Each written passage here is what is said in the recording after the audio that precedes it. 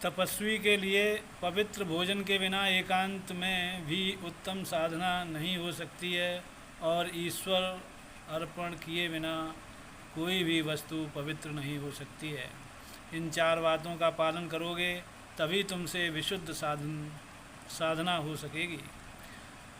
भूख की अपेक्षा कम भोजन करना, लोक प्रतिष्ठा का त्याग, निर्धनता का स्वीकार और ईश्वर इच्छा में संतोष।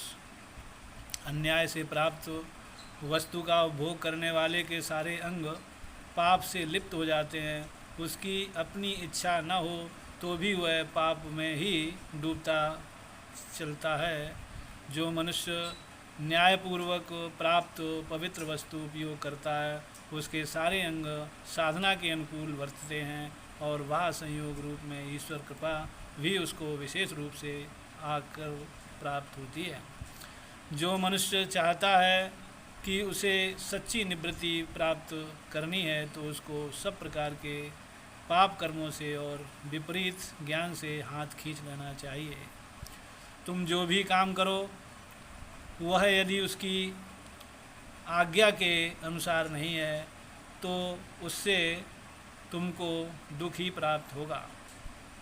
ईश्वर भक्त जब तक अदृश्य वस्तु स्थिति की ओर प्रेम नहीं पैदा करता है और मृत्यु सिर पर है यह बात याद नहीं रखता, तब तक उसमें सर्वांग सुंदर तपश्चर्या आती ही नहीं।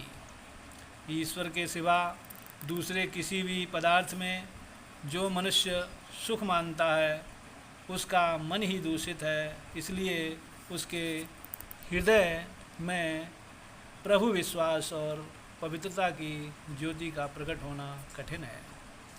तुम बाहर से निर्धन दिख पड़ने वाले साधु पुरुषों के प्रति अवज्ञा और गर्व दिखलाते हो, पर यह अच्छी तरह जान लो कि वे भी प्रभु की सच्ची संतान, पूर्ण प्रतिनिधि और सर्वोत्तम संपत्तिवान है। इन 6 विषयों का अवलंबन करना ठीक है। ईश्वर ग्रंथ का अवलंबन, ऋषि मुनियों द्वारा प्रचारित ईश्वरी आज्ञाओं का अनुसरण, खान पान को पवित्र रखना, हिंसा और निंदा करने वालों की हिंसा और निंदा करने से